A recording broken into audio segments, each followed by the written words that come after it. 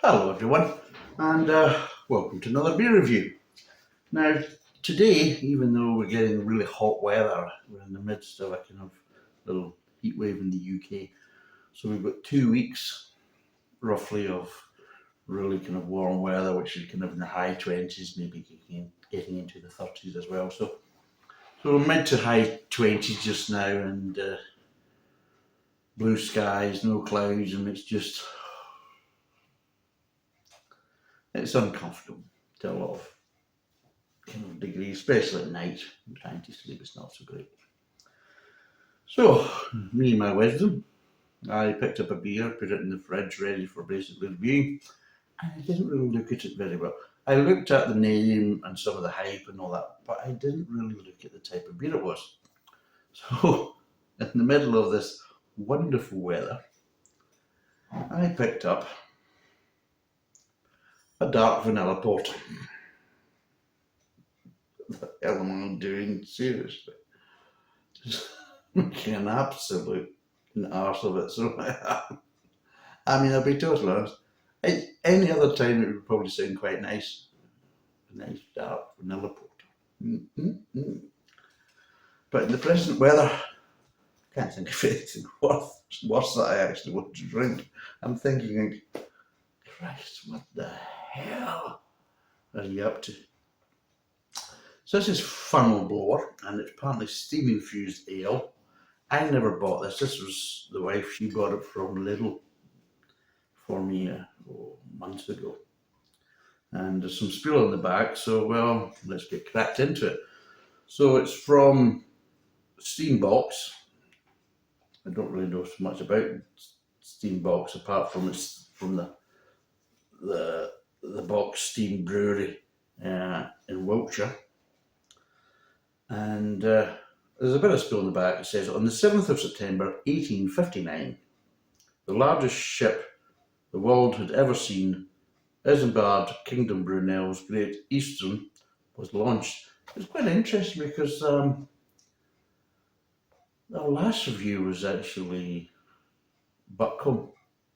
They had a Bohemian Lager, and Buckholm, they're kind of based in Bristol, well, they brew out of Bridgewater, but of course they use the Clifton Suspension Bridge as part of their kind of logo and things like that. So they're utilising the kind of Isambard Kingdom Brunel kind of Bristol kind of connection, Clifton Bridge connection. So this is another one that's kind of looking at Isambard Kingdom Brunel, who was a famous engineer. If you don't know, he was a famous kind of engineer and of his time, more kind of the Victorian era, and he was very famous for engineering big projects like bridges and big ships and things like that. So he was very part of the kind of he kind of epitomised the kind of Victorian industrial age from that point of view. And yeah, by all accounts, he was quite a clever man. Because I'm an engineer, so I can appreciate him. So why am I talking about him when we should be talking about the beer? I don't know. Just, you know what I'm like. I'm an arsehole. Right, okay. So let's get back to it. So this ship, it had 5 magnificent black funnels lined up like pints of porter in a bar. That's maybe stretching it a bit much, but never mind. I can see the analogy. Yes, I can see the analogy. Do I agree with it? Not so much, but I can see where they're trying to go with this. You know, it's like, let's make a connection. And anyway. However, 2 days later, a build-up of steam blew one of the Great Eastern funnels clean off. An event that years later inspired the porter's name. There you go. I don't really think it did actually, but anyway, we were searching for a name and they thought, oh, that sounds quite good, but anyway. So, Funnel Blower was based on a funnel being blown off a ship. That was designed by Isambard Kingdom Brunel. So apparently it's skillfully built from citrus, target, spicy challenger and earthy flugel hops, Still the kind of popular one for this kind of area. And Funnel Blower is a voyage of vanilla sweetness and bitter chocolate. So it's 4.5%. I think this is roughly just under £2 a bottle. I think it is. I think it's in the kind of £1.80s, £1.90s type of area. I didn't buy it, but yeah, let's give it a go. It's 4.5%. It's a 500ml bottle. Oh, oh, there we go. Gosh, no port on this heat.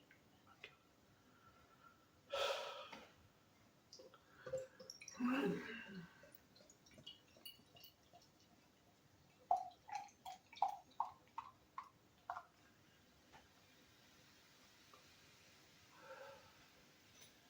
I'll be honest, it doesn't even look appetizing. It really doesn't look appetizing just because it's just the wrong bloody climate. It's the wrong climate right now. It really is. But anyway, what does it smell of? Well, I'm getting vanilla. But I'm getting that kind of vanilla of, like, have you ever heard of vanilla essence? Now, you get obviously the original vanilla pods or vanilla beans as people like to call them. And they have a completely different vanilla smell. And then of course you get vanilla extract, which is used in baking, which has some connection to the actual vanilla pod or vanilla bean, depending on what you want to call it. So you get little hints of the kind of vanilla flavour you would get from the vanilla bean or vanilla pod, sorry, I might be talking about hops. It's a peer review channel, why would we talk about hops? So yeah, so from the vanilla pod or the vanilla bean, you get little hints of that kind of smell in the extract. And then you get vanilla essence, which, to be totally honest, it's about as close to vanilla as what Stella Artois is to beer. There you go, this is controversial. So yes, it's about as close to beer as what Stella Artois, the original piss water. Sometimes known as wife beater.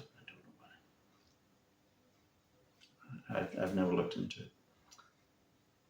So yeah, so the vanilla extract is all chemical, it's all false. And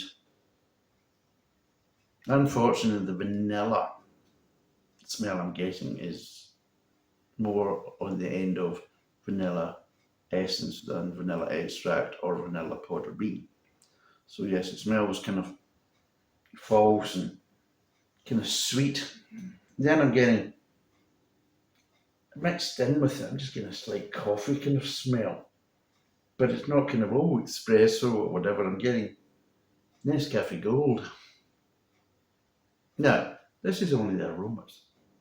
It might taste completely different. It might be wonderful, but it smells kind of synthetic. It doesn't smell natural in any way, shape, or form.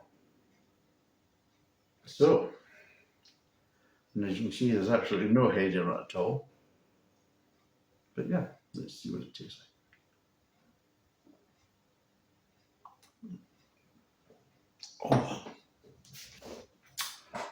Oh, right.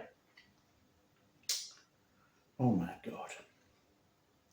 I just got an epiphany. When I just tasted that the first time, I'm thinking, no, seriously. I don't know, but it's something if you're in the UK, you can go and actually try. If you're outside of the UK, it might be more difficult.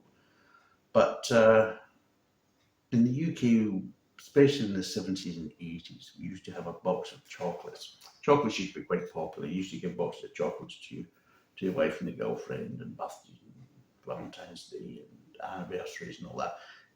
Any time was a celebration, there's a box of chocolates. It was a very kind of get out of jail card to show that you loved and cared. You didn't give a shit, really, to be totally honest. It was something you could buy at the local shop, especially Woolworths and all these type of things. And there was a famous one called Milk Tray, and it was always about this kind of masculine, kind of dark-clad man that used to basically go through all manner of obstacles and kind of feats of daring to make sure that he could deliver this wonderful box of chocolates to the women he cared for or loved. And it's all because the women loved milk tree was the kind of tagline, and it was always like kind of a slightly kind of James Bond-esque type of scenario. It tastes like the coffee cream in a milk tree box. And trust me, that's not a good flavour to emulate in your beer, because it's probably one of the most unpopular options in that box of chocolates would be the coffee cream in the milk tray. Milk tray, it was a very kind of mainstream, kind of average box of chocolates. It wasn't so wonderful and great.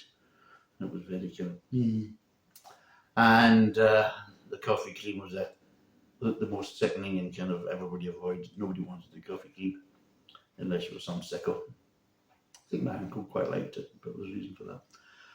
So this, unfortunately, just immediately kind of took me back to, oh my God, because of course that was always the thing. You would go blind when you're eating chocolates. There you go, have a chocolate, son. As my mum used to say, and I'm thinking, oh, Dad, she only loved you. And yeah, you're thinking, don't get the coffee cream, don't get the coffee cream. Ah, shit, I've got the coffee cream. So it was that type of scenario. And the minute I tasted that, I'm thinking, oh, Jesus God, coffee cream out of the blooming milk tray box. And oh my God.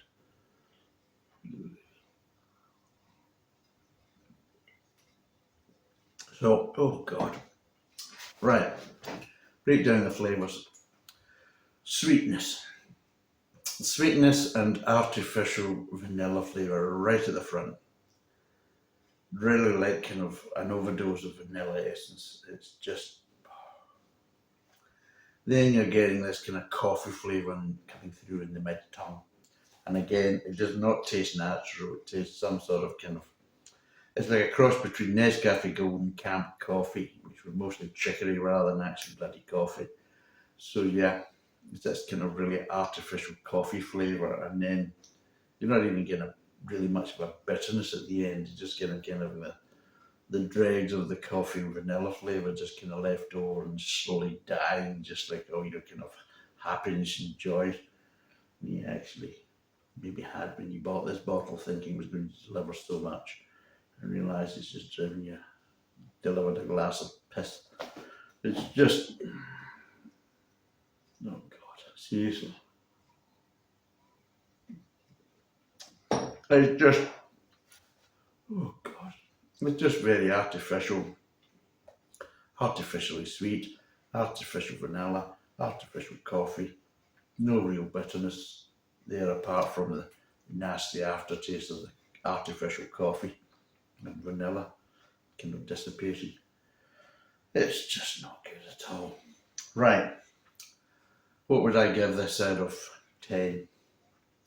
I'm going to give it a 2.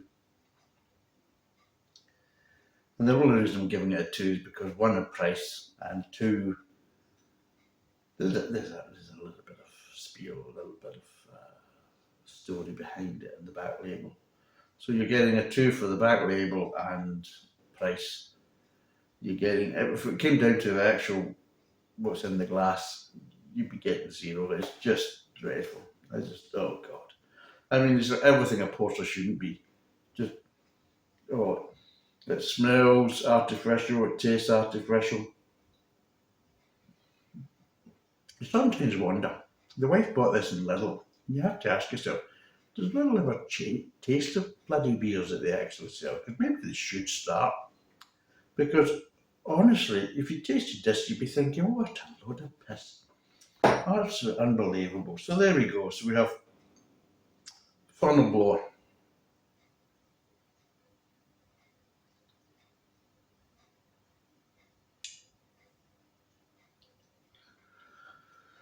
Apparently it's award-winning ale, and it's vegan approved, and it's gluten-free. It's ticking all the boxes, apart from actually being nice and flavourful. God knows how it's award-winning. Who the hell basically gave this an award? Unless it was the pissiest piss water in the bottle competition. So yes, an eventful dark vanilla porter, funnel blower, 4.5%, 500ml bottle, 2 out of 10. Would I recommend it? Yeah. Go and buy something else. If you don't, give your money to a homeless person. It'd be a lot better than buying and wasting it in this rubbish. And even if that homeless person was going to basically go and buy it in cheap, nasty piss water alcohol, or spend it on some sort of kind of illegal substance, it'd still be actually be more worthwhile than this rubbish. Seriously.